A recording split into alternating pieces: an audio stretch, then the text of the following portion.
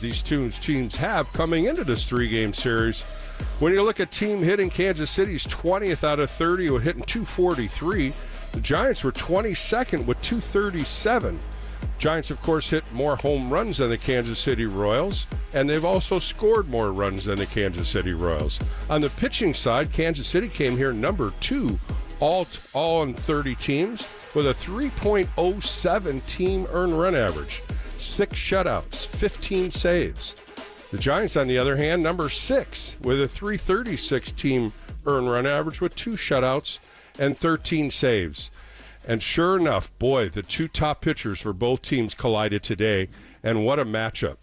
Chris Bubic against Robbie Ray. And, of course, Robbie Ray, 9 starts. The Giants had won all 9 starts. He came in 6-0. And Chris Bubic was pretty good, too. He was 4-2. And in his 9 starts, he had only one bad game where he gave up 4 earned runs. The other, 1 2 earned runs, 1 earned run, and 5 of them were 0 runs. So he was a great matchup. In the month of May after this game today, he finishes up 3-0, 25 and a third innings, 18 hits, only 1 earned run, 6 walks, 24 strikeouts. So the Giants had their hands full with the Northern California native. He went to Mitty High School, ended up going to Stanford, and now he's the ace of the Kansas City Royals. He goes 7 innings, 2 hits, 3 walks, 5 strikeouts, and at one time, he had a no-hitter going for 5 2/3 innings. They just couldn't do anything against him. And if you remember yesterday's game against the Athletics, Jeffrey Springs, after giving up a home run to Ramos, he retired 20 of them in a row. The Giants are going to have to take a look at this left-handed pitcher because they're having some issues with left-handed starters. They're 4-11 now against left-handers and a team batting average of .206. Something's got to change here, the Giants fans. And then you start looking at the Royals and how they are. They're 27-22. And if you look at 49 games, 24 out of the 49 games by the Royals have been decided by 2 runs or less. Think about that. 24 out of the 49 games, 2 runs or less. And another close game tonight, they improved to 16-8 in these games. They have great pitching. Their hitting is clutch. And a 2-run home run in that 8th inning with Vinny Pasquantino. That was a huge home run off Tyler Rogers. A low pitch, a slider down that he didn't miss. He golfed it out. But through 7 innings, there was nothing. A great pitching matchup between Robbie Ray and Chris Bubic. On the other side, Robbie Ray, he was battling the whole game.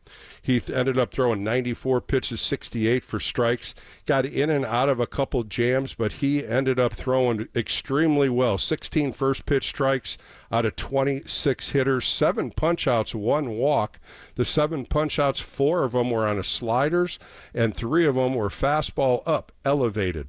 This is something he's worked on, and of course the changeup was really good today when you looked at the 94 pitches. 46 fastballs, 22 sliders, 16 curveballs, and 10 changeups. A nice 4-pitch mix that Sam Huff and Robbie Ray had going, but they just could not get anything going when you looked at what they were trying to do against the tough lefty Chris Bubic. And Bubic was also 4-pitch mix. When you look at a fastball, 33 times, 24 changeups, and then the sweeper. The sweeper was really nasty, going on the outside corner, swinging it onto the outside corner to a righty, and it was a good, quick movement on it. So, you know what? It was a battle tonight for 7 innings, and then the bullpens came in, and one time, Tyler Rogers got the ball down for the home run, and the Royals ended up taking a 2-0 lead. The Giants had 2 opportunities to come back in this game. In the 7th inning, a walk by Adames and a double by Schmidt, and a very strange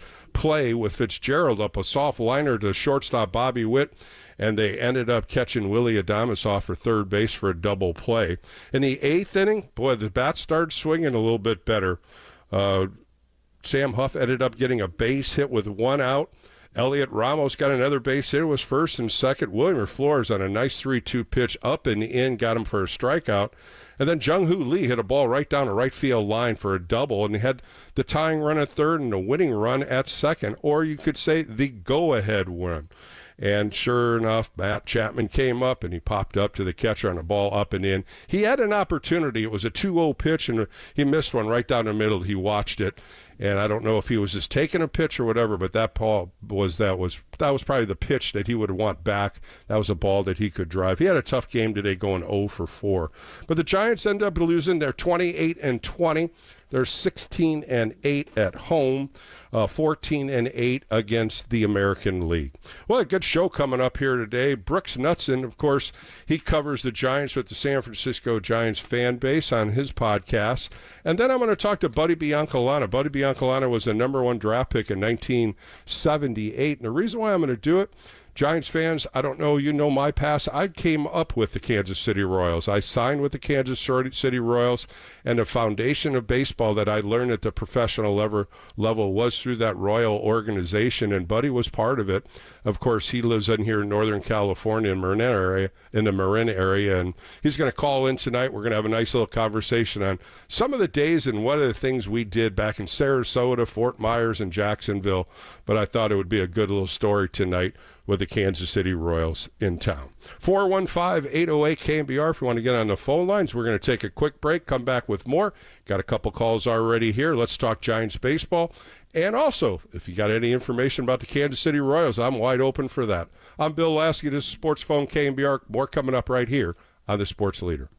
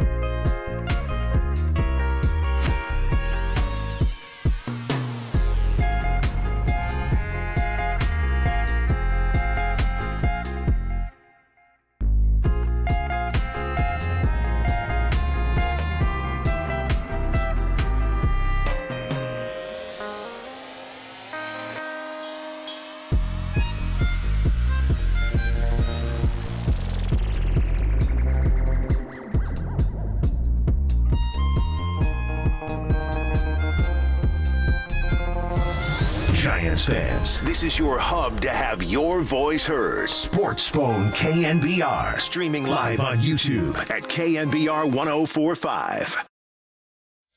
All right, welcome into a Monday Sports Phone KNBR show with Bill Lasky. Giants dropped the first one of a three-game series against the Kansas City Royals tonight, 3-1, 3 runs, 10 hits, no errors for the Kansas City Royals, 1 run, 6 hits, 1 error for the San Francisco Giants. Giants fall to 28-20 on the season, but they had opportunities. They had a couple opportunities in the 7th and 8th inning. Just couldn't punch that tying run in or even the go-ahead run. And then you have to look at what Robbie Ray did again. An outstanding performance. That's his 10th start of the year. The Giants were 9-0 in the first 9 today. He did his job, no question. And he had good velocity on his fastball, getting up to 95, 96 miles an hour. A good slider, that good wicked slider, and down in the zone. It goes out of the zone. They had a couple swing overs. The knuckle curveball. It's just a good off-speed pitch for Robbie Ray, and then a changeup. And something that he's been working on, and it's worked really good. I mean, the first hitter, when you saw Jonathan India come up there, a 2-0 pitch, he threw a changeup, the third pitch of the game, and then he punched him out with a slider. He swung right over it. 7 strikeouts, 4 of them with the slider, down and away, down and into the righties, and a good fastball where he elevated. Once he got 2 strikes, he got 3 punch-outs that way also. All right, 415-808-KNBR. Let's get on the phone lines. Let's talk to Chris. He's leaving the game tonight, disappointed, no doubt. All right, Chris, what's going on, pal? Hey, Bill. First, I want to say how much I enjoyed the interviews you do on the weekend. I love the questions you ask the old players and the young players, and you really ask good questions. Get good I answers. appreciate that. Thanks so much, Chris. Thanks for shouting that out. I do different type of shows because I like to talk to players about where they grew up and how they got there, and then how they managed to get through the ups and downs of their careers. And they're just good storylines in my eyes. Yeah, they're great questions, and they're questions that usually people don't ask. That's what I enjoy so much of them, and they're really interesting questions, and it forces them to answer and think a little bit. You actually make them think, they don't give the road answers. They have to think of what you ask them. So that's nice. Well, you know what they always say, Chris, once you're in the fraternity and you're talking to baseball players, you have a little more utmost respect to them, and they respect you. And sometimes you just get in there and you just start, talking a little bit about their careers, like I said. And sometimes the questions I bring up, maybe a host that never played the game can't. And I think that's where I get them comfortable at. Yeah, I get that. I totally get that they respect you because you play ball and they feel like, they owe you an answer. So, well, tell me what you saw tonight, Chris. You were at the game. The offense for 7 innings, 0-0 on the board. Both pitchers threw well.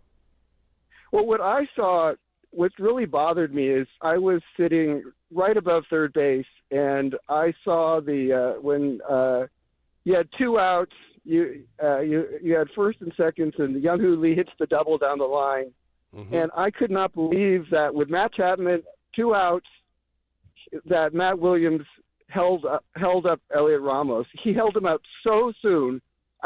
First of all, his decision to hold him up happened way too soon.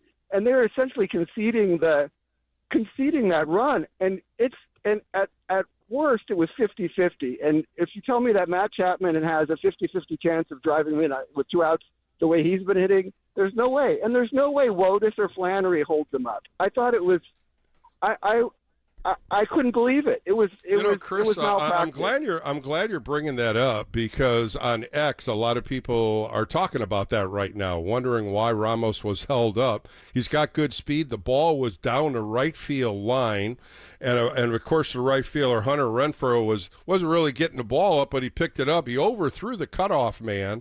And there was Ramos, like you say, staying at third. You just couldn't tell enough on television what angles they had, but it sounds like that was a possibility of sending him then. You have to with 2 outs. Williams put up his hands or arms so soon. He had so much more time to see what was going on, and it just seemed so obvious to me that you sent him. And everyone was like, "Oh my God, how did he hold him up? How did he hold him up?" And it wasn't second guessing. It was a collective groan before. There was an opportunity right there that you're seeing, and a lot of other fans saw the same thing. And maybe it was just too early of a stop sign that Matt put up there, maybe it could have maybe rounded third hard going halfway down the line, and maybe there was opportunities then to maybe send him. Exactly. With one out, maybe you hold him. With no outs, you for sure hold him. But with two outs and with the way Chapman is hitting, I mean, anyone, you send someone, because it was 50-50 at worst. So it was really frustrating to see, and very unlike, I don't know. I think Matt Williams has been asleep over there on third base. I know that people blame Ramos and Adames, and a bunch of people have gotten picked off of third. But Williams looks a little bit sleepy over there. I'm not impressed with him. He kind of reminds me of the decision he made, I don't know if you remember, in 2014 in an LDS when Zimmerman had a 8 2/3 shutout in the Brandon Belt home run. I do remember this. Yeah, I do. And Matt when Williams he was managing Washington, sure, I remember that. But the question I wanted to ask you, when Fitzgerald hit that so-called line drive to shortstop, how far was Adames down the line? Was he down pretty far? He was so far. He was so far down the line. It was. I mean, when those situations happen with Adames or Ramos, I keep thinking, is it them or is the third base coach? But it's a little bit on the third base coach to be. Well, he's got to be aware of all the situations. That's one thing all these coaches are. They tell him the situation, and they tell him the infield was in. Fitzgerald tried to bunt the first one, and then it got to a 2-2 count, and he jammed him. On television, you can't see where the runner is most of the time because you're not getting that camera view. That was the only question I had, because I was like, a semi-line drive, you're freezing until the ball gets through. That's why the question was to you, where was Adames? And you're telling me he was halfway down the line. He was way off third. It wasn't even close. It wasn't close. He was way off third. And they didn't have too many opportunities. That's the other thing, Chris. Not too many opportunities to score runs, and I think I'm going to look at that a little bit more and getting some highlights and seeing where Ramos was when he went around third. But, when Jung-Hoo Lee hit that ball in the corner, the first thing I thought is they had an opportunity to get Ramos to score. Their early stop sign might have halted it too early. Maybe they were thinking Chapman had come. Chapman had a nice pitch. The 2-0 fastball was right there that he took, and then, of course, he pops out to the first baseman, foul territory, on a ball that was kind of sweeping away from him. Opportunities tonight, you just couldn't get anything going against Bubeck for 7 innings. He was dialed in. He pitched really well. He's been pitching good for the Royals all year. Yeah, no, he was really good, and the Giants have such a problem with left-handed pitchers. They are. Yep. Yeah, the numbers are there right now, Chris. 4-11 against left-hand starters. They had lost 8 in a row before they finally got to Sears on Friday. This is something they're going to have to look at. Team batting average only hitting .206 against left-hand starters. So they're going to have to figure some kind of adjustment on the lineup or some matter of getting Encarnacion back here, because he could definitely help him on the right-hand side. But, Chris, thanks for the call today. I appreciate your time. Have a safe trip home. All right, let's go to Oakland, and let's talk to Daryl in Oakland. Daryl, you're on with Bill Lasky on Sports Phone KNBR on a Monday night. What did you see tonight's game? I just saw that the Giants had opportunities, and they couldn't, cap. I mean, I thought maybe they might be able to at least tie it up, but it didn't happen. And the other thing is the Royals are pretty good, and I didn't talk to you about this yesterday, and I'm sure you already know the Royals are pretty good. But this isn't going to be easy, and I remember them beating us last year, so it was like. They beat. I mean, the Giants went into September and they beat the Royals 4 straight in September last year. So what they did this year, they have really made this pitching staff extremely well. Their bullpen is solid. I was throwing numbers out on my open. When you look at the pitching staff, they're number 2 in Major League Baseball with just a 3.07 earned run average. And that's a team earned run average. The Giants are at 3.35, and that's pretty good. That's 6th. The offense, they're pretty similar, 243 to 237. Giants have scored more home runs as well as runs, but tonight was totally a pitching duel. Yeah, and that guy's good. Northern California guy, too. How about that, Daryl? Yeah, he's Bay Area, right? Is he Bay Went Area? to Mitty High School, went to Stanford, number 1 pick by the Royals. He pitched out of the bullpen until this year. This is the first time he's starting. Yeah, interesting. Yeah, that guy was good, and he, definitely kept the Giants in check. Just like yesterday. How about yesterday's game with Jeffrey Springs? Ramos hits a home run, 20 up, 20 down. There has to be some kind of solution here, and there has to be some changes here to go after these left-hand starters because teams are going to start mounting an attack against them. I have a question for you, and it's about Helio Ramos, his fielding. The game that I went to, he didn't go after a ball, and I think he thought it was going to be foul, and so he gave up on it, and then it hit the edge of the line. What do you think about? Do you think he should? His fielding is still kind of to be desired a little bit. I'm gonna go the other side. I think he's gotten a lot better in left field. His jumps, the first steps are good. He is, diving plays where he's kind of like that Superman play. He's being aggressive this year where I think in the past years he's a little more timid. Don't forget last year he was a center fielder when Jung-Hoo Lee got hurt. They put him in center field. He's more of a corner outfield. I don't have any problems with Elliot Ramos playing left field. And, talking to Randy Wynn earlier this year, Randy also complimented him on all the work he did in going to left center, going down the corner, and then learning how to play left field because he's only going to be in left field this year. And I think that's a compliment coming from one of the best outfielders the Giants ever had. Yeah, Randy Wynn was pretty good. He was definitely really good. I just kind of saw the play and thought, he could have got that one. He could have got, at least it could have been an out, and, but it's so difficult on one play, and then you look at some of the other ones where he catches. There was a couple balls today he went right to the wall and caught a couple line drives. There was one ball that knuckled on him, India, when he got a double. But those are some of the tough balls, especially at Oracle with the lights being so bright and light. It's hard to pick the ball up. Yeah, and then even how about day games with the sun? The sun. Barry Bonds was the best in left field when he played there. Oh yeah. Yeah, definitely. Anyway, so I'm hoping the Giants can even the matchup tomorrow. And, you got 2 good matchups. You got Birdsong tomorrow and Webb on Wednesday in the afternoon game. So you got 2 good pitchers. Let's see what Birdsong can do. Get them out there and get them settled in. And, of course, Lorenzen is pitching for the Royals, a right-hander. They've seen him a lot. Of course, he pitched with Cincinnati and San Diego. So you're going to have a lot of guys in this lineup that have had some at-bats against them. And we'll see if they can battle back. But once again, it'll be a 6:45 start. First pitch right here on KNBR. Daryl, thanks for the call. Appreciate it.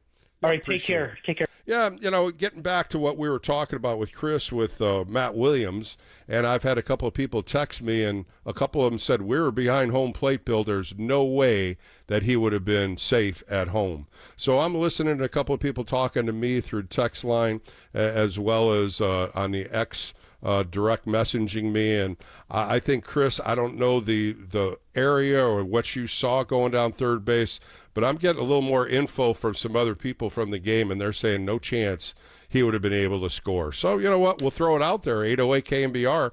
If you were at the game, tell me your thoughts of what you thought, if Ramos was held up too soon by Matt Williams, or do you think he should have put the windmill on and had a play at the plate? But a couple good things right there we can talk about. All right, 808 KNBR. I got to take a quick break here. I got a couple more on hold. Don't go anywhere. I said before, Brooks Knutson's going to join me in a little bit. Of course, he writes for the San Francisco Giants on San Francisco Giants podcast. And then Buddy Biancalon is going to call me in later tonight. And, of course, I was talking about my career with the Kansas City Royals, and we're going to bring up a couple good stories with Buddy and I and rap a little bit about our Royal days. So we'll take a quick break on Sports Phone KNBR. We'll be right back on the Sports Leader.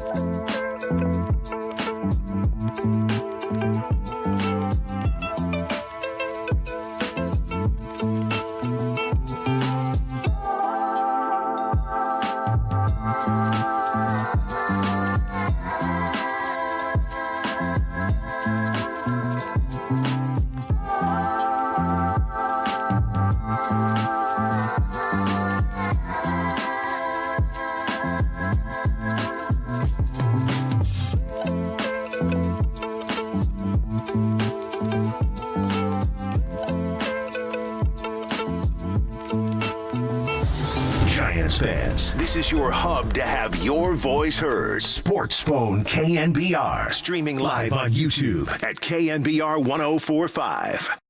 Ray with the high set, kicks, delivers. He struck him out swinging. The ball dropped by Huff, picks it up, tags out Garcia. The slider was what got him. All right, back on Sports Phone KNBR with Bill Lasky. On a Monday night, Giants lose the first game of a 3-game series, 3-1 to the Kansas City Royals. 3 runs, 10 hits, no errors for the Royals. 1-6-1 for the Giants. The Giants lost a 3-game win streak.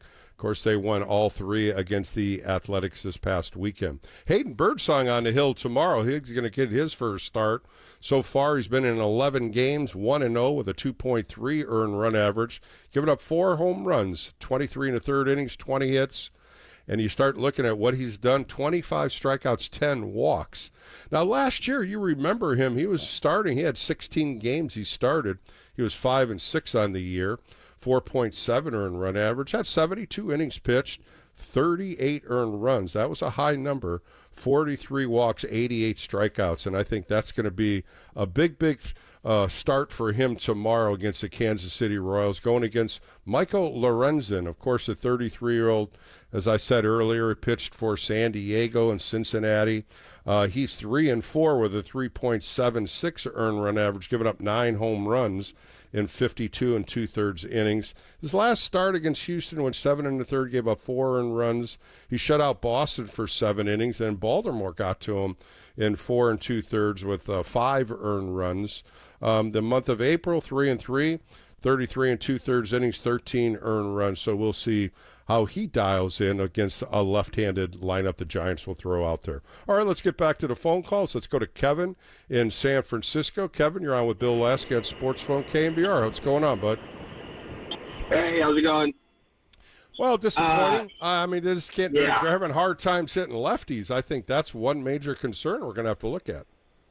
Very concerning. Super frustrating game. The pop-outs were brutal, the foul-outs. The foul-outs, and then, good one. Yeah, and then on the Ramos play, you had to hold him there. He was going to be out by a mile if the guy hit his cut. And he was getting to third base right when the ball went over the cut's head, and so it could have been close, but I think you had to hold him there. Listening to the first caller, Chris, he was at third base. He thought maybe they could have sent him, and then I got a couple text messages, just like what you're talking, Kevin. They were behind home plate. They said there's no way he could have made it. It would have been an easy out at home plate, and you can't take the bat out of Matt Chapman's hands. He's your 4-hitter. He's a clutch hitter. He just didn't have a good night with the bat tonight. Yeah, totally agree. You gotta believe in him. And then the only other thing was I was shocked to see Hicks come in there in the ninth, and I don't know. I don't think we can trust him.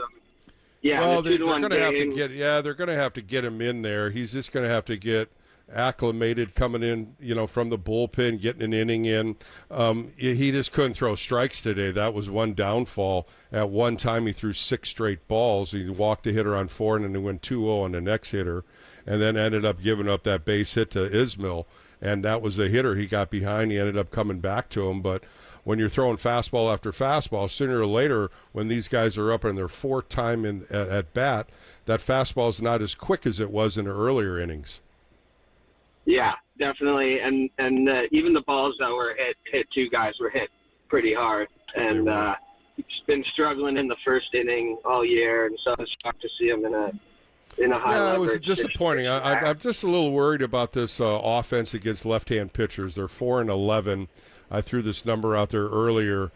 Team batting average 206. That is not a good batting average against lefties, and they're going to have to face some lefties. They're going to go to Washington, Detroit. They'll probably see Scribble in Detroit. Of course, Miami's playing really well at home. So this next 9-day road trip is going to be a little tougher than they think. But right now, I think they're set up to possibly win this series with Birdsong and Webb on Tuesday and Wednesday. Yeah, agreed. That's all I had for you. I just go Giants. Frustrating game. Yeah, thanks for the sure. call, Kevin. Thanks for the call, and I know it's a late night Monday. I appreciate your time. Let's go to Santa Cruz and talk to Sequoia. Sequoia, how are you tonight on a Monday? Hi, Bill. Thanks for taking my call. Yeah, tough game tonight. Tough game tonight. Some really good pitching the last 3 days in a row. When you go back to the 1-0 win in 10 innings yesterday, another, a tough pitching matchup. They ended up winning in late innings. Today, once again, they got stymied by another tough lefty. I just wanted to get your take on our fourth outfield spot and your thoughts on how long we stick with the status quo and if we make a change, what that change might look like. Yeah, I don't really think Melvin as well as Posey's ready to make changes yet. They're 28-20. They're only a game back behind the Dodgers. I think what they're going to do is give opportunities. Luis Matos is probably the one you're talking about. Coming into the game today, 10 for 62, 3 home runs, 4 RBIs. They're probably going to give him an opportunity. Casey Schmidt sure looked a lot better today swinging the bat. And, of course, he had pulled his oblique. He came back on the IL. Tyler Fitzgerald's another one that's got to get going again. He's kind of slumped here. I think when you're looking at outfield play, I think you got to look at what's off the bench that can help this team. And I think that's the question mark we're probably going to look at if there's going to be any kind of changes. Okay. I feel like we got some players that deserve some chances in Sacramento that, McRae can play all 3 outfield positions, has a hell of an arm. And, if we do make a change, when would they? I think the July? first move they're going to do, I tell you, the first one is Gerard Encarnacion. That's probably going to be the first one that's going to jump back in here.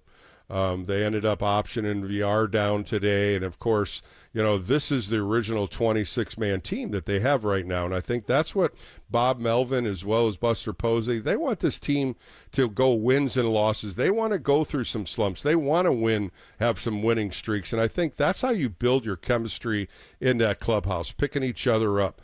Wilmer Flores is a perfect example, a guy that was really – didn't know where he was going to fit in spring training. He was injured all last year. And here's a guy that's got 42 RBIs. There's no way they would have been winning 28 games without him hitting the way he's been. Sure.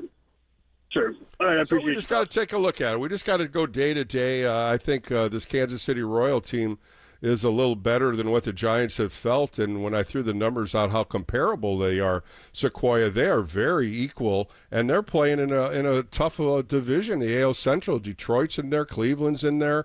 And the Royals with Bobby Witt Jr., he's probably the MVP on that team. I got you. Yep. Thanks for the call. I love listening to you. Thank you. I appreciate your time. And I think that's what kind of questioned Giants fans. And, of course, I did the extra inning postgame show on Saturday and Sunday, and I kind of opened eyes up for the Royals because the Royals weren't playing that well. They lost 2 out of 3 to St. Louis. They lost 2 out of 3 to Houston. But when I talked about the 1-run games, 2 runs or less, it seems like every game was 2-1, 3-2. They won yesterday 1-0. So this is a good team. They're solid.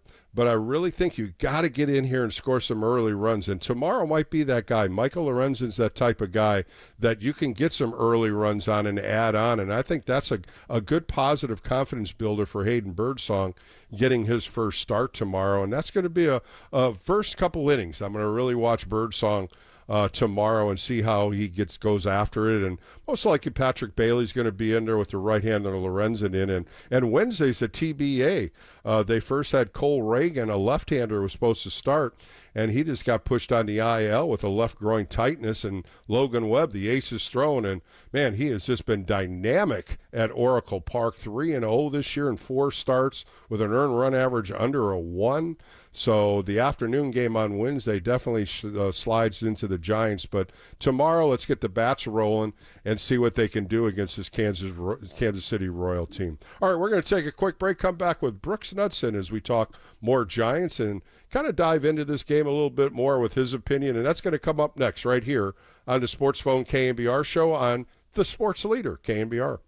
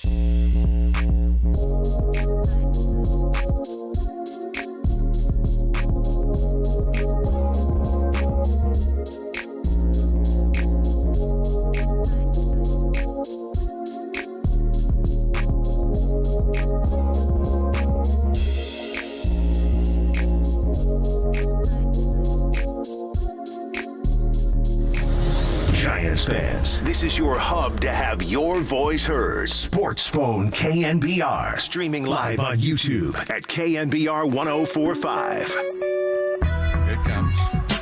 Swing. Line drive, base hit down the right field line. Hustling over to cut it off.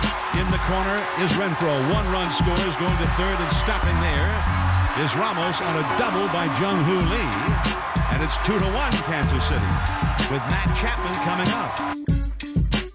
All right, welcome back to Sports Phone KNBR on a Monday night with Bill Lasky. I'm excited to bring my guest on tonight. We're going to dive into this game and a little bit more Giants baseball. Well, he covers the San Francisco Giants and SF Giants fans, and you can get that. He's also a co-host with Jeff Young. You've heard Jeff on with me many times at Pitchers Park Pod. Let's welcome in Brooks Knuckson. Brooks, how are you tonight? Hey, what's going on, Bill? Doing better than the Giants did tonight, I'll tell you that.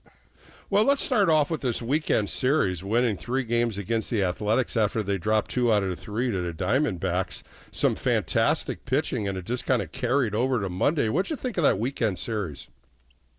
Yeah, I think what you get is the fans kind of having their own game within the game, right? You got the A's fans, you got the Giants fans, they're talking trash, right? And that's kind of that atmosphere that you want to see at the ballpark. I went to the game, when was it, Wednesday, against the D-backs, and that was kind of a back and forth game, but not the same kind of vibe, right? I really think when you look at this Athletic series, Brooks, I think Friday night, the 3 home runs by Wilmer Flores just kind of lit up the place. And, of course, on the other side, Logan Webb was just nasty the whole game. He goes 8 innings, only gave up 1 earned run, and that run was kind of weird on a play. The ball got to Fitzgerald, and he ended up throwing home, and Bailey kind of swiped him, missed the ball, because he would have probably went out there and tried to throw a shutout. Absolutely, and then it culminates with the pitchers duel. Kind of, I was waiting for Warren Spahn versus Juan Marichal, kind of 15 innings toe to toe, right? And that at bat with Wilmer against Mason Miller the night before was that was just incredible, man. I'm sure you guys have talked about it plenty, but man, 104 and just taking that and just getting ready to foul off 89. I mean, that's what you want to see, a professional hitter up there. And like you said, the sweep, the vibe was awesome the weekend. And then the Royals kind of roll into town and you're going, oh no, is that a lefty pitching? Oh gosh, here we go again. I know you were just chatting about it, but yeah. Well, Brooks, you've been covering baseball a lot. Do you like that ghost runner that comes on in extra innings? At this point, I remember watching games, and I would be like, "Hey, honey, it's 1 a.m. The game's still going. Why are we still awake?" Like we don't have that anymore, right? Right. You very seldom. It could happen, but very seldom you get past the 11th inning because the ghost runners are there. And, I really think it benefits the home team. I do. The visiting team has to score 2 runs. I've always said that with that ghost runner. And once Duvall stopped him, the adrenaline goes right into the dugout. I mean, it happens all the time. Yeah, I think you have 2 different strategies there. You go, do we small ball it and get that run in, or do you say that 1 run is not going to be enough anyways? Everyone's going to go up there swinging for the fences. I need to get a 2-run shot here to really put this out of reach, So that's Duvall up there is the guy you want there. Tyler Rogers for a long time was a guy that you're not worried about giving up bombs, but he's starting to, that second homer of the season allowed tonight to Vinny. But yeah, you want to keep the ball in the yard, obviously, in that situation. So to answer your question, the ghost runner thing, I've kind of come to accept it, and I'm glad that they cut it off that regular season because that has no place in postseason ball. That voice you hear on Sports Phone KNBR's Brooks Knuckson. You can follow him at a Pitchers Park Pod. I love that one, the 3 Ps. But I'm going to throw a question to you about exactly what you were talking about, Tyler Rogers. What did you think? Why wasn't Eric Miller warming up, the only lefty, when you looked at the base of this, what he was facing? And that was really the only lefty that could have probably hurt him. I mean, I'm not questioning about things like that, but in old days when Bruce Bochy, he always had 2 guys up, always a lefty and a righty. Even though the Giants only have 1 lefty in the bullpen, I questioned that move right there. I actually did myself, Bill. I was talking to my guys in our group chat for Giants Chatter, and I said that right there. I said, you could probably go with Miller here.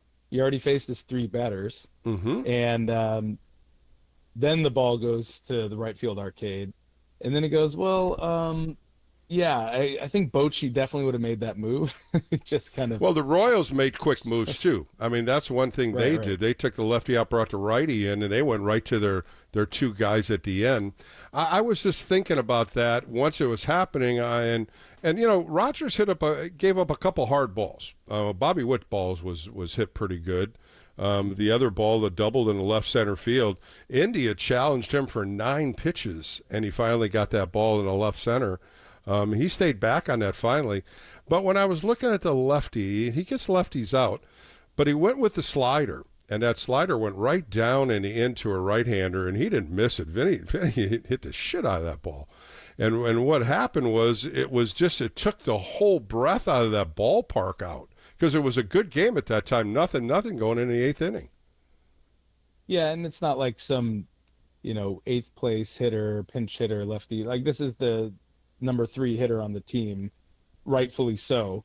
Vinny has that power. So it did kind of beg the question, okay, maybe Eric Miller must be unavailable tonight, clearly. And then sure enough, he's warming up the next inning. It's like, you just want to let him What ride. about Hey, also let's let him intentionally finish, walking him? And that was another thought I had, because he was a lefty, and you had Perez coming up next. I mean, these are just questions we throw out there. Opinions are always good on talk radio.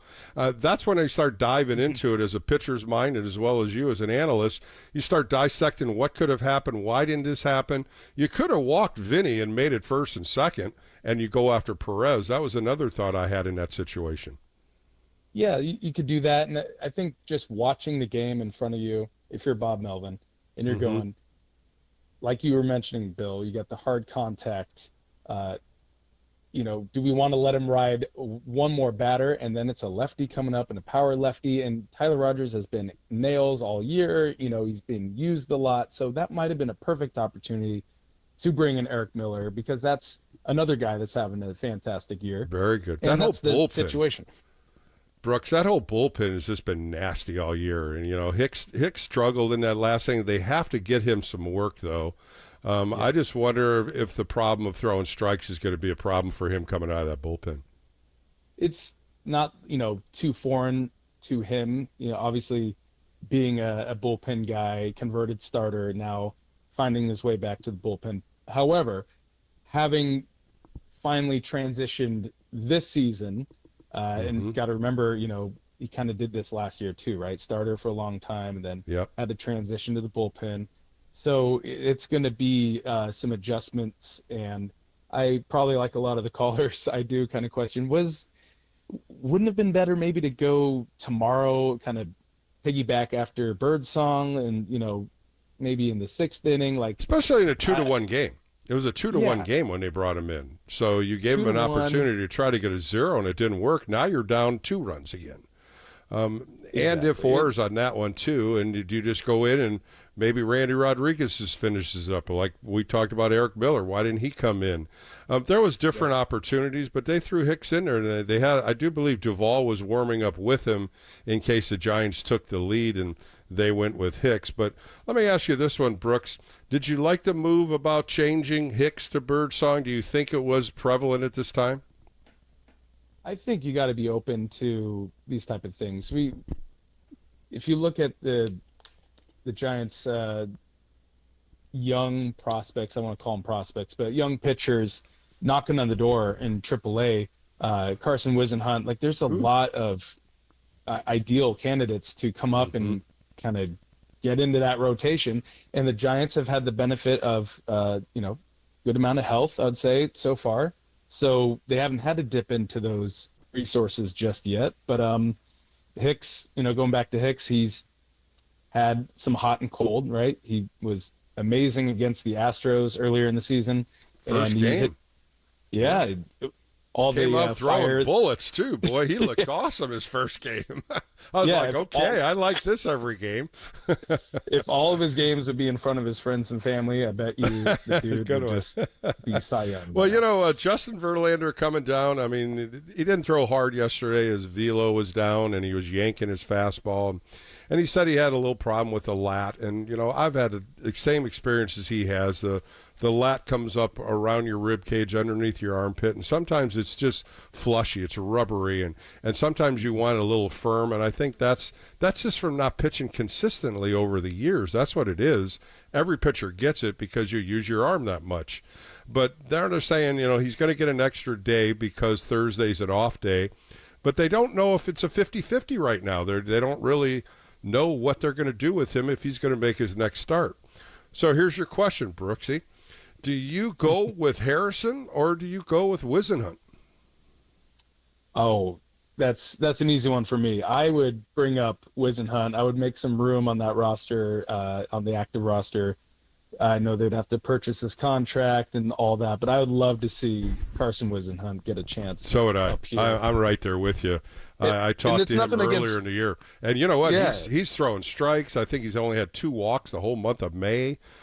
He's developed a slider now, and, of course, we always call it the Bugs Bunny changeups, one of the best in baseball. Yeah, exactly. And I'm all about rewarding guys. You had a tough year last year. Jeff and I talked about it on Pitchers Park podcast, of course, last season about, hey, he's got a 5-something ERA in AAA, but that doesn't tell the whole story. He had a lot of upside in kind of his stuff and strikeout rate, and just kind of somebody that I go back to this year and what he's doing. I like to reward that type of work because that just goes to show, hey, I'm putting in the work. He's had quite the jump. I think he's like number 2 or something in the PCL, or number 2 in the PCL and ERA or something, and that's no small feat. I mean, the ball goes flying up there. I think the number 10 pitcher in there on that list had a 5-something ERA himself. Well, one of the other thing, Brooks, is running his stats last year, he was magnificent in Sacramento, which is one of the harder parks to pitch in, and his earned run average was almost double when he went on the road. And I asked him, what's going on? He goes, I don't know, Bill. It was just like when I got to Sacramento, I felt more comfortable. When I went on the road, I just couldn't get people out. And if you look at the numbers, you're going to laugh because it is a huge difference. Yeah, sometimes it doesn't, make any sense, right? You just kind of go, maybe one year it's the opposite, and then, I can't get it done at home, and every time I'm out on the road, I'm killing it, so you never know. But it's nothing against Harrison. I just like Harrison as a late inning weapon. For the longest time, it was just Eric Miller only from the left side. Mm-hmm. Now you get Harrison in there, and I wouldn't even mind seeing him get some 9th inning opportunities.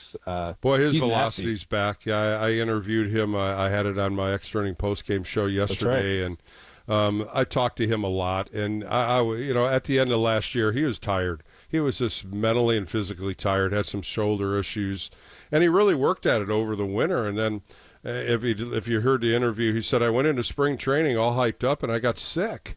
And we hear things like he lost 8 to 10 pounds, and then I kind of brought up he's had 6 starts. When did it kind of click in? And he was about the 4th start, all of a sudden hot and humid, and next thing I know, I'm throwing 95, 96, and man, he said that was just a great feeling, and it had to be because that's the velocity that the Giants are looking for out of him.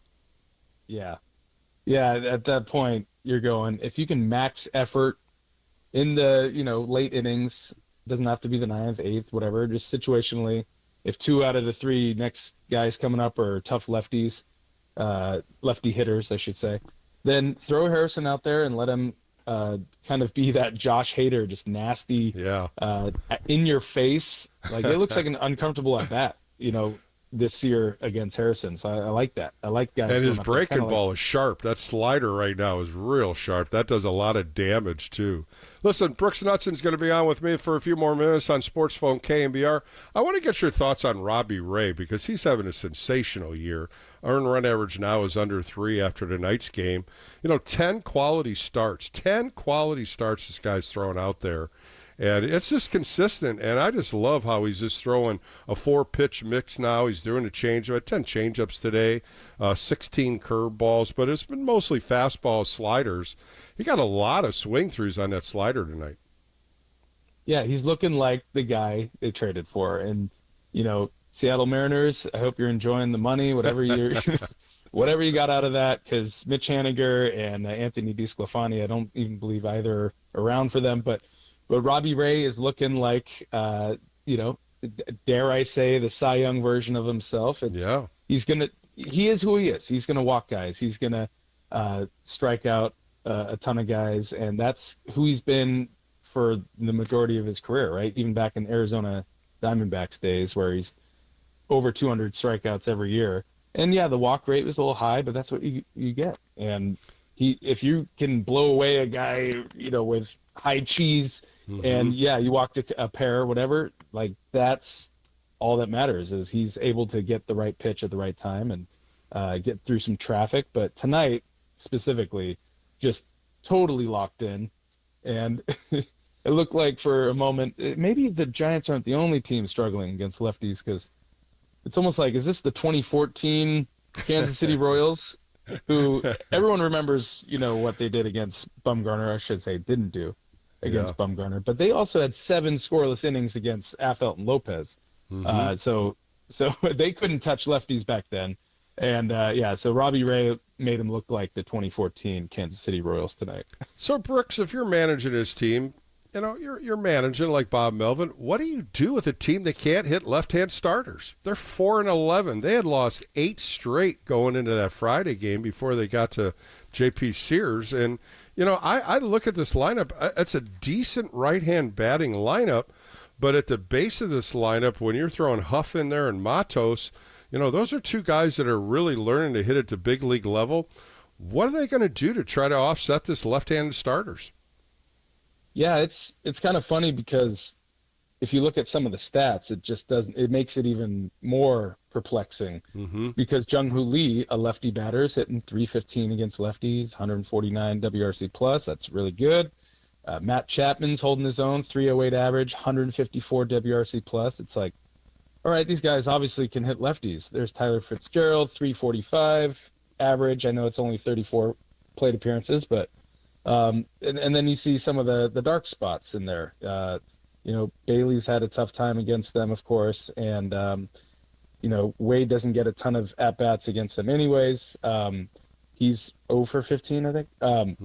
So just coming back to it, it just doesn't really make a lot of sense. The one guy that stands out, though, is the guy that they already knew was going to be doing this, Willy Adames, who has a 148 average against lefties.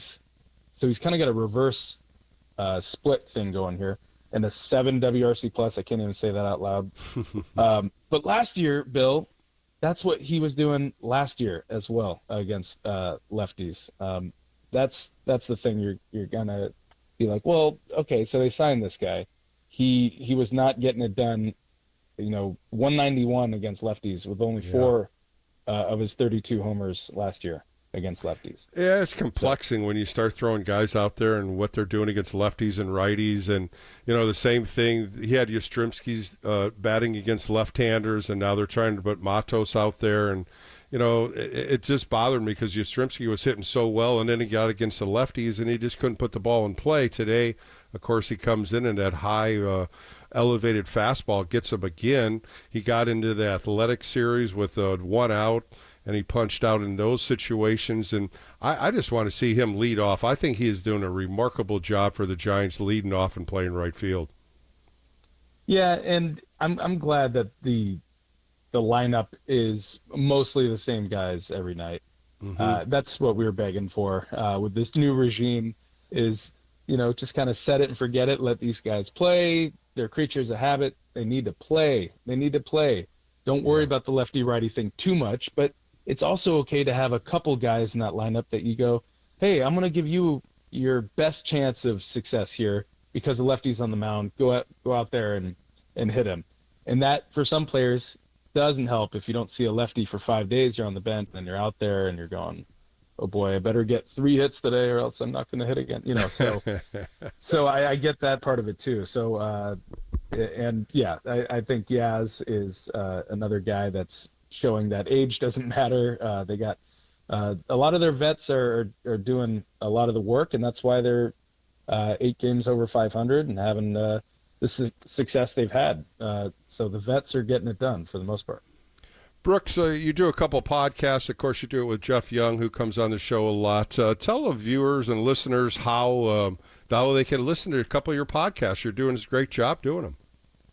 Well, thanks, Bill. Yeah, we Jeff Young and myself, Pitchers Park Podcast. What we specialize in is just short form content. So we do a 9-minute episode, a little bit more, including the ads, but 9 minutes of content, and we actually are recording an episode tomorrow, and we're approaching 50 episodes. Great. So we're excited to keep that rolling for everybody. And also, I appear on the Say Hey podcast with Say Hey Doug and Say Hey Rob, and you know those guys, Bill, from our Sure I do. chatters. You guys do a great job. It's fun too. I mean, people It is listen fun. to it, and it's a good talk, and there's a lot of good conversation, and it's not all you guys sugarcoating it either. There's some good conversation where you guys go after each other on some comments. Right. We want to warn you. We tell it like it is, and it's been mostly positive this year because the Giants are playing well and they're winning ball games, and they have a group of regulars, the pitchers, the hitters. They're all just seeming to have fun, and it doesn't seem like the whole slog toward 500.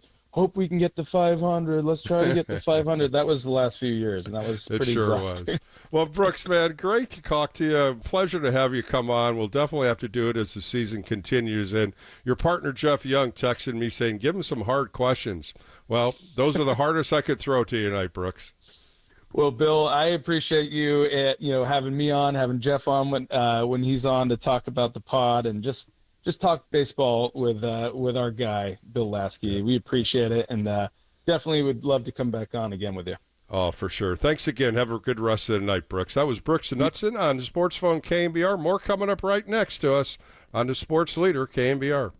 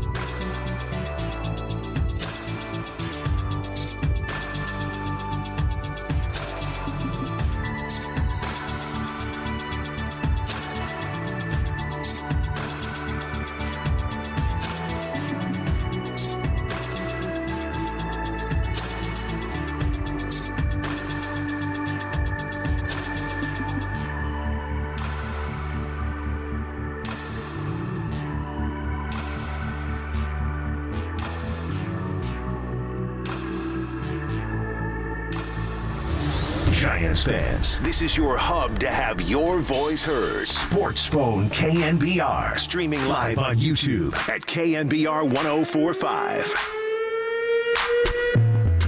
Welcome back to Sports Phone KNBR on a Monday night. I'm excited to do this tonight. A good friend of mine, of course, I got to know him with the Kansas City Royals, and I reached out to him this afternoon because the Royals and the Giants are playing for 3 games here at Oracle. He was the number 1 draft pick for the 1978 class with the Kansas City Royals, 25th overall.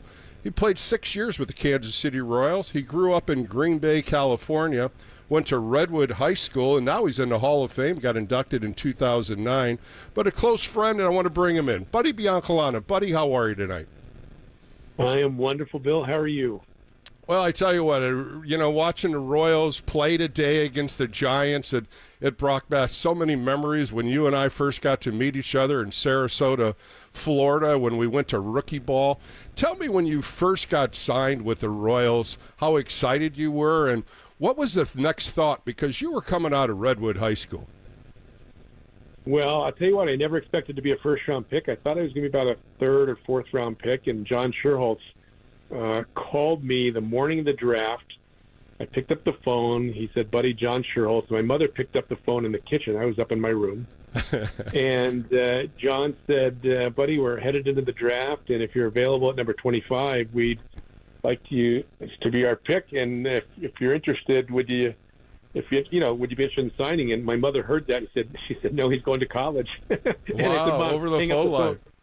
Yeah. I said, "Mom, hang up the phone. I got this." And I told John, "Yeah, I'd be interested in signing if all things were right." And so it turned out. So they went in. They went in and picked me, and I ended up signing. And yeah, you and I connected down in Sarasota, Florida, and that began our relationship. But it was, what a thrilling time. To be drafted, like you, right? We probably knew at a young age, I know I did, that wanted to play in the major leagues, and we were both able to accomplish it. So it was a great ride for me, and we got to relive it a little bit this weekend.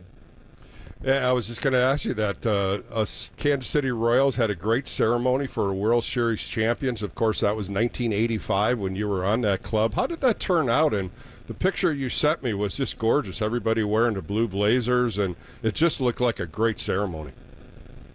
It was 3 days of fabulous events. John Sherman, the Royals owner, just did an amazing job at, making everything first class. And we had a gala on Thursday night where we had both the World Championship teams, the 15 and the 85 team. And it was good to meet some of those guys from 2015 who I really never knew and never had met. So spending time getting to know those guys a little bit was pretty cool. And, we had an on-field ceremony and a team dinner, and it's just really wonderful to, share the memories. It really kind of hit me this weekend, as we get older, what we had accomplished. There have only been 2 World Championship baseball teams in Kansas City in 56 years, I believe it is, since the Royals expansion year in '69.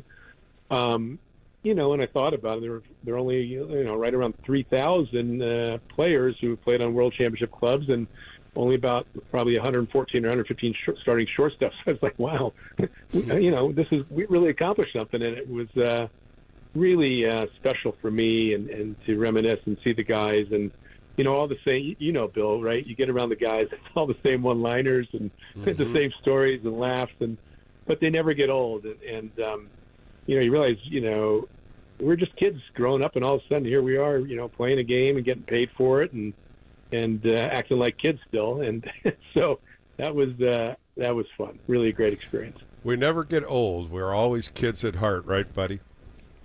It's true, isn't it? I mean, it was, I spoke to some people about that this group was together, and, you realize that we were doing this at 9 years old, and all of a sudden, right, we're in the major leagues, and we're still kids, right, playing the same game we played at 9, 10 years old, and then we start making a living, and a lot of people making a lot of money, and then winning championships, and, where the city is, head over heels about you, and it's just a very, very interesting life, and I'm just, I'm glad that I lived it, and love what I've been able to move on and do other things which I've loved, but just very, very, very grateful for, all of the things that baseball has blessed me with.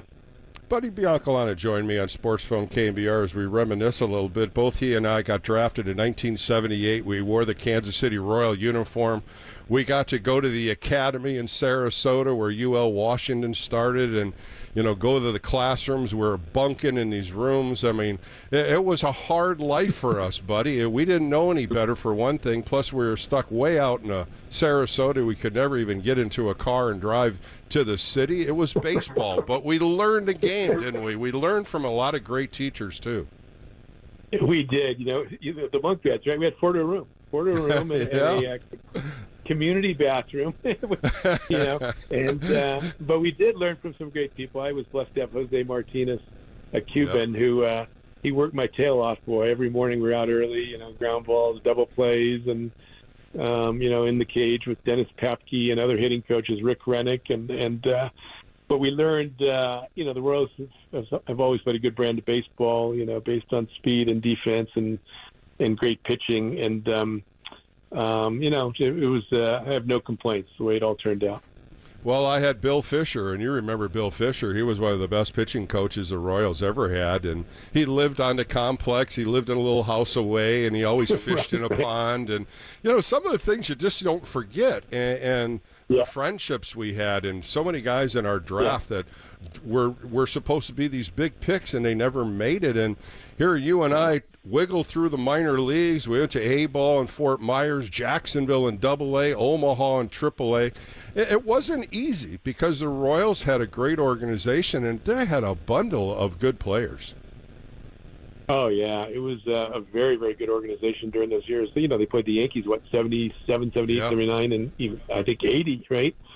Finally got through the Yankees in 80 and went to the World Series. But you mentioned Bill Fisher. It reminds me of the story when Eric Hendricks was pitching and was walking some guys, and I think he fell behind 2-0 or 3-0 to the next guy, and Bill Fisher yelled out, "See how far he can hit it," like throwing down the middle, right? And the guy hit it about 400 feet, and Eric said, "Is that far enough?" Those are great stories. Great stories. And he was just a classic. He was a sergeant in the military, and he brought that same demeanor on him when he talked to you about pitching. You just kind of listened to him. You didn't want to talk back. You didn't even want to tell him your opinion. You just kind of listened to him, and he always had that big chew in his jaw, red man floating out of his lips. And, that was baseball, though. That was what we learned, buddy. That's how we grew up. And you talked about the foundation that the Kansas City Royals had taught us so much, and we both went different ways, but that foundation built baseball with us. Yeah, it was a good one, and we learned how to play hard there. At least you were pitching a little bit different. A position player is really playing hard at times, and they showed video this weekend of Hal McRae, taking out Dick Green and another second baseman. Basically, it looked like Ronnie Lott, making a play in the secondary. And that's when they changed the rule. Now they've changed again to where, it's certainly easy to turn a double play because it's amazing how they've taken hard slides away. But whatever, that's the state of the game. They want to keep guys healthy. I can understand that. Buddy Biancalana joined me for a few more minutes on Sports Phone KNBR. So I did a little research on Buddy Biancalana. You hit 6 home runs in your big league career. I know who they are. Do you? Who I hit him off? Yeah. Yeah, let's see. I hit one off of Dave Stewart, Don Sutton, Ron Romanek, D.W. Smith, Floyd Bannister, and Al Nipper. When you only hit 6, Bill, it's not that tough, to remember. Well, you did good. And Dave Stewart, you were 4 I might be able to name all the pitchers played doubles off of, too. No, that was good. I said, well, he remembered it, and you were 6 for 6. Outstanding.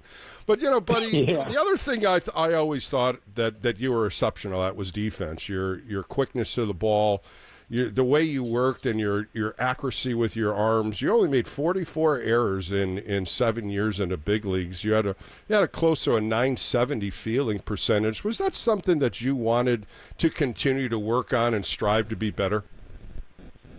Well, thank God I caught the ball fairly well. I worked on it hard. I took a lot of pride in my defense, and I had good feet, and I ran well, and I liked the range I had, and I worked at it every day. And the accuracy, I think in I won a Silver Glove in AAA, and I know I didn't make a throwing error all year. I made a few fielding errors, but never a throwing error, and just really developed. You realize, in life, right? We all realize what we have to do to be successful, whatever we do, and it was a big jump for me. I made 47 errors in AA, and went to AAA next year and made 17 and won the Silver Glove, and just really was able to change some habits and some mechanics of really catching the ball out front, and just I made sure that every time when I walked on the field, whether it was 3:30 for early work or 4:30 for BP, I made a decision that I was going to make a good throw every time I threw the baseball, and I played the entire year at shortstop, not making a throwing error. So I was really very proud of that, and developed a good work ethic, and had great people around me, and had pitchers like you that had great thinkers that would put the ball on the ground and make me look good from time to time. So I was blessed to play behind some really good pitching in Kansas City. Saberhagen, he didn't miss his spots. The catcher sets up low and away, it's going to hit the spot every time. So no question about it. No run. question about it. You played for a great amount of good pitching. I mean, we could go back and forth, but as we finish up here, you are a co-author of 7 Secrets of a World-Class Athlete. And I know you and I talked several different times, but this is a good time to bring up zone motion. And, of course, baseball's finishing up the seasons. They're ready to get into the College World Series. And baseball in the big leagues is still moving forward. And I know you've worked with a lot of athletes. Tell us a little bit about zone motion. Yeah, zone motion, we've been able to quantify what happens in the brain of an athlete who's playing their best. It was based on my zone experience in the World Series in '85, in which I felt like I couldn't do anything wrong. Really, I hit 73 points higher than my career average, and played airless at shortstop. And I choose my words carefully when I say that every single ball hit me right in the sweet spot of my glove, and every throw came out of my hand with just perfect speed and trajectory.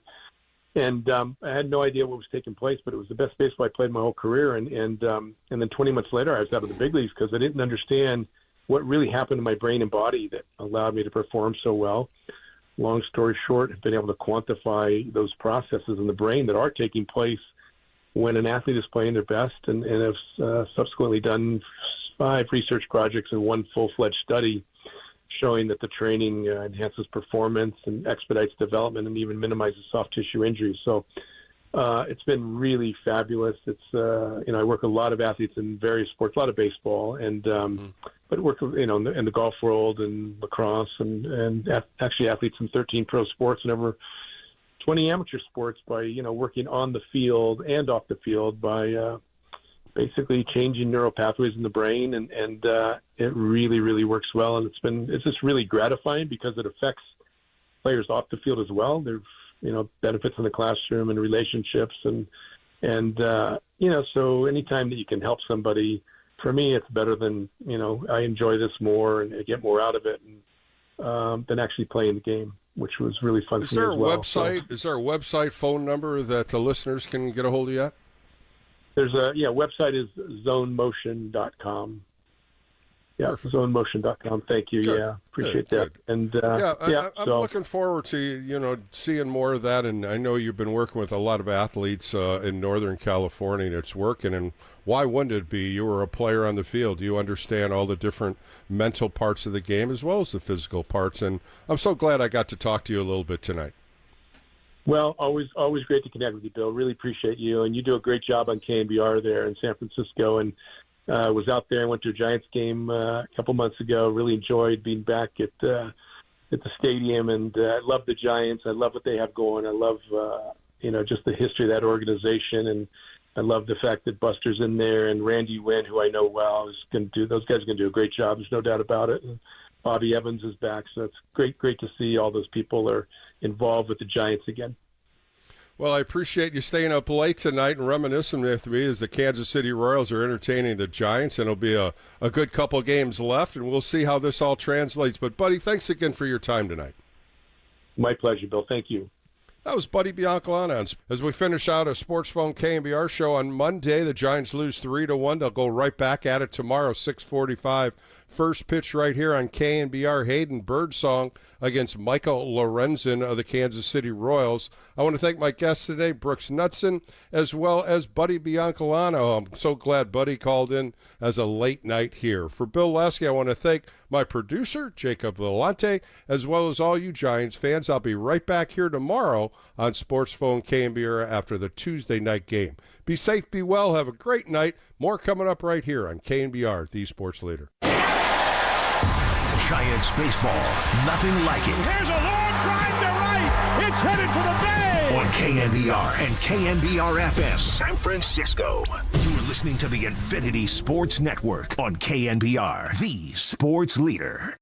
For the 49ers, which was all the way back in 2022, when he was an All-Pro.